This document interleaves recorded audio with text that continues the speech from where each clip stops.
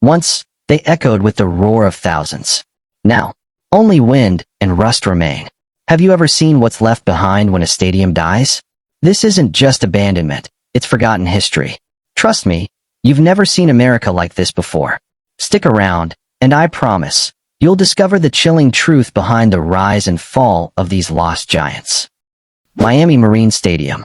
Rising like a modernist sculpture from the sparkling waters of Virginia Key, Miami Marine Stadium is one of the most visually striking abandoned venues in the United States. Built in 1963 specifically for powerboat racing, it was the first stadium of its kind, designed with a massive cantilevered roof and 6,500-seat grandstand overlooking a man-made basin. From this open-air theater, spectators could watch high-speed boat races, floating concerts, and even 4th of July fireworks over Biscayne Bay. The stadium wasn't just a sports venue, it was a cultural hub. Legends like Jimmy Buffett and Gloria Estefan performed here, and fans could enjoy events from boats anchored in the water. It was a uniquely Floridian experience, vibrant, breezy, and tropical. But in 1992, Hurricane Andrew struck South Florida, and the stadium was declared structurally unsafe. Though its core structure remained intact, Miami Marine Stadium was abandoned. Over the next 3 decades, the once pristine arena transformed into a haunting urban canvas. Its concrete walls layered with graffiti, its grandstands overgrown with vegetation. Despite its decay, the stadium earned protection as a historic site in 2008, sparking ongoing efforts to restore it. As of now, it sits in limbo, secured but silent, caught between the memories of Miami's golden age and the hope of a brighter, reborn future. The Pontiac Silverdome Stadium.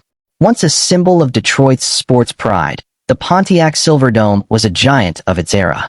Opening its gates in 1975, it became home to the Detroit Lions and even hosted Super Bowl XVI in 1982. With a seating capacity of over 80,000, it was once one of the largest stadiums in the NFL.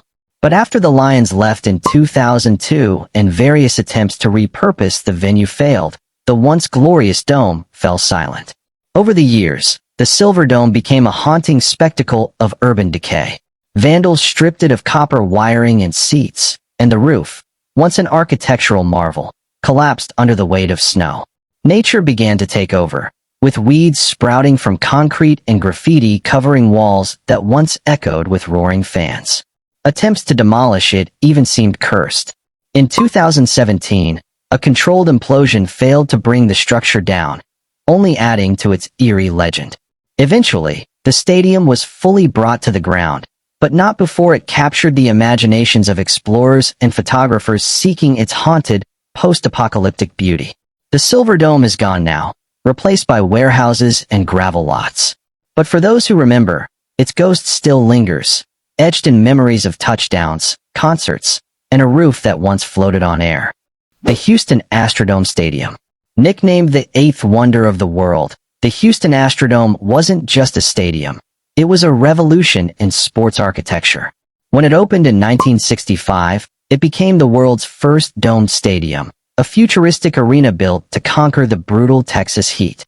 Home to the Houston Oilers, Houston Astros, and countless events, the Astrodome defined innovation with its artificial turf, AstroTurf, which debuted here and changed the game forever. For decades, it hosted everything from major league sports to concerts, rodeos, political conventions, and even WrestleMania. But as newer, flashier stadiums emerged, the Astrodome began to fall behind. Its last major tenant, the Houston Texans, moved to the new Reliant Stadium in 2002. The final event, a hurricane shelter during Katrina in 2005, marked the beginning of its ghost years. By 2008, the stadium was officially closed to all public events. Today, the Astrodome still stands, weathered, silent, and hollow. Its once bright corridors are now shadowy echoes of glory, dusted with decay and surrounded by locked gates. Rumors of restoration swirl every few years, but the structure remains mostly untouched, caught between demolition and revival. The RFK Stadium. Few stadiums in American history hosted as many iconic moments as RFK Stadium. Opened in 1961 as DC Stadium, it quickly became the beating heart of Washington sports. From NFL's Washington Redskins to Major League Baseball's Senators and later the Nationals, and even hosting soccer with DC United, RFK pulsed with fan energy for nearly 6 decades. Its design was ahead of its time. A multi-purpose, circular arena with movable stands to accommodate both football and baseball. But what made RFK legendary wasn't just its versatility, it was its soul. Fans remember the way the stadium literally shook from the noise and excitement, particularly during Redskins games. The rumbling stands became a symbol of the city's devotion. But as time passed, RFK began to crumble. By the early 2000s, its outdated facilities and deteriorating structure could no longer compete with modern stadiums. Teams left, one by one. DC United was the last to go, playing their final match there in 2017. The stadium officially closed in 2019. By 2022, the once mighty Coliseum stood silent, its seats collecting dust and its field overgrown. Graffiti marked its entrances, while rust corroded the steel beneath. The Tiger Stadium, Detroit. For nearly a century, Tiger Stadium stood as a shrine to America's pastime. Opened in 1912 as Navin Field, this iconic Detroit landmark became Tiger Stadium in 1961. It witnessed thousands of Major League Baseball games, hosted legendary players like Ty Cobb, Al Collin, and Hank Greenberg, and even saw the Detroit Lions play there during the NFL's early days. With its quirky angles, upper decks that jutted over the field, and intimate sightlines, Tiger Stadium wasn't just a place to watch baseball. It was a place to feel it. The roar of the crowd, the crack of the bat, and the skyline view made it one of the most beloved stadiums in the sport's history. But by the late 1990s, the aging structure no longer met modern needs. The Tigers played their final game there on September 27, 1999, and moved to Comerica Park the next season. Tiger Stadium was left abandoned, a ghost in the heart of Detroit. For almost a decade, it stood silently, deteriorating slowly. Grass grew through the infield, paint peeled from railings, and pigeons took roost where fans once stood and cheered. Despite community efforts to save it, most of the stadium was demolished between 2008 and 2009. Yet, not all was lost. A portion of the original field and outfield flagpoles still remain, maintained by local volunteers. The Milwaukee County Stadium. Milwaukee County Stadium was never the flashiest venue in baseball, but it held a gritty, blue-collar charm that perfectly reflected the city it called home. Opened in 1953, it welcomed the Milwaukee Braves from Boston, bringing Major League Baseball to Wisconsin for the first time. Fans packed the stands to see legends like Hank Aaron and Eddie Matthews power the Braves to a World Series championship in 1957.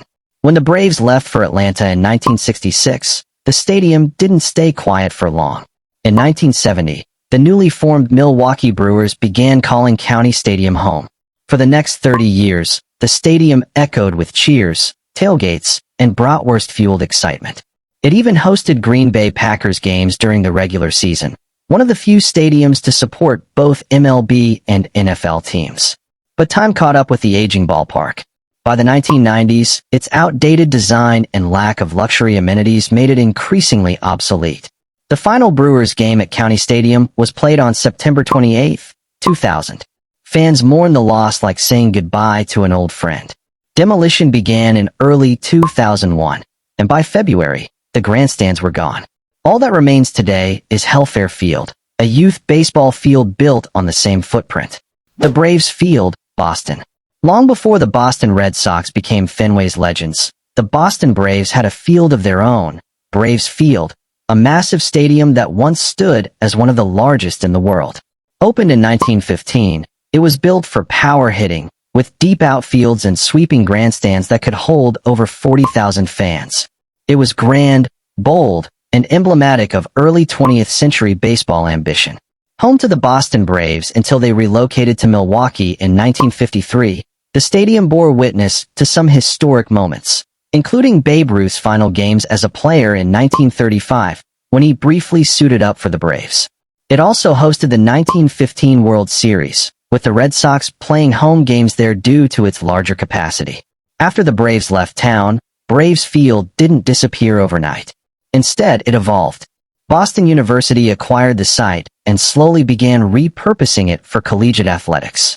While the outfield grandstands and much of the original structure were torn down, the core of the old stadium lives on. Metropolitan Stadium.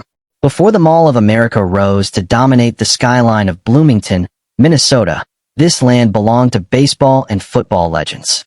Metropolitan Stadium, affectionately known as the Met, opened in 1956 and quickly became the heart of Minnesota sports. It was home to the Minnesota Twins and the Minnesota Vikings, drawing crowds year-round into the bone-chilling Midwest cold. Initially built for the minor league Minneapolis Millers, the stadium was rapidly expanded when the Washington Senators relocated and became the Twins in 1961. The Vikings joined that same year, and for 2 decades, fans braved sub-zero temperatures and packed the open-air bleachers to support their teams. It wasn't glamorous, but it was loud, proud, and pure Minnesota grit.